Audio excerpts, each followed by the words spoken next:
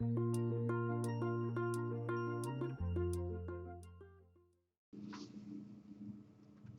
my name's Adrian Duke Raleigh Hospital.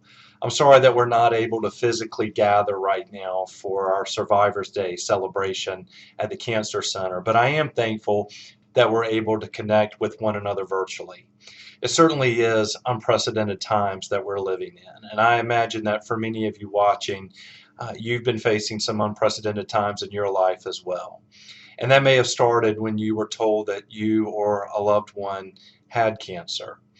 And when you think about the challenges and trials that come into our life, they are hardly ever welcomed and they tend to show up at the most inopportune times.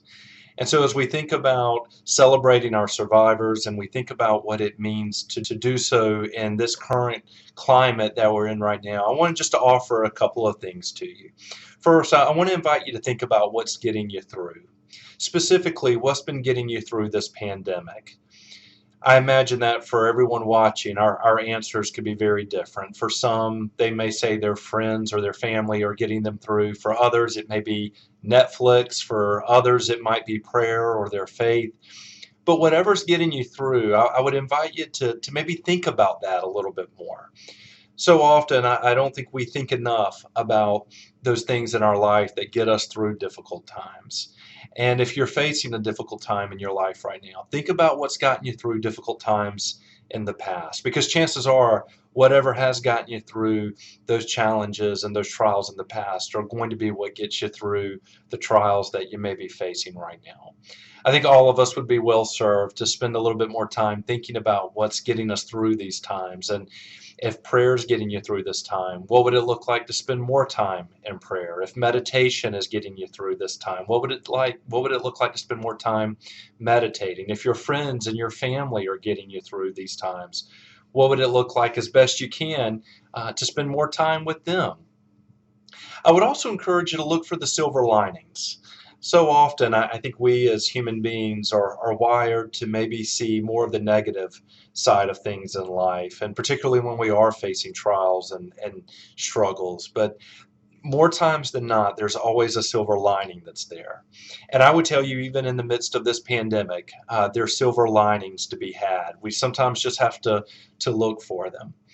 When things like this come into our life, any trial, whether it's a cancer diagnosis or whether it's a global pandemic, they give us opportunities to reevaluate ourselves, to take a step back and to think about what's really important in life. What are the things that I value? What are the things that I cherish?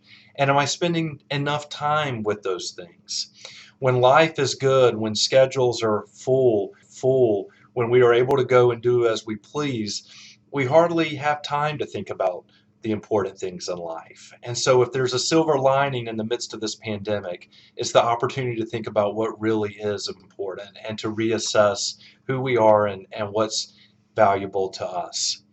Another silver lining in this pandemic is to remember to be compassionate towards one another. This pandemic, this coronavirus has found people who are rich, it's found people who are poor, it's found people in third world countries, it's found people in countries like our own. No one is immune from it. And so when you think about your neighbors down the street or your coworkers who are hurting and suffering as much as you are, it has a way of making us or giving us the opportunity to truly be compassionate towards one another, recognizing that we're all in this together. If there's another silver lining, it's an opportunity to think about all that we do have to be grateful for. We're often told at different points in our life that we don't know what we have until we lose it. And while that's true, there's another aspect of that thought as well. Sometimes when you do lose things, even if they're only temporary, it causes you to be mindful of what you do have to be thankful for. And I imagine that for many of us, if we were to stop and think, we do have a lot to be grateful for. Look for the silver lining and the opportunity to be grateful. Think about how to use different words. Think about how to define this time in your life right now. A couple of years ago, I used to use the phrase, I've got to do this, or I've got to do that. And I was challenged not too long ago to think about using the word get. I get to do this. I get to do that. And while none of us would ever choose to face cancer, or while none of us would ever choose to live through a global pandemic, we are getting the opportunity to do that.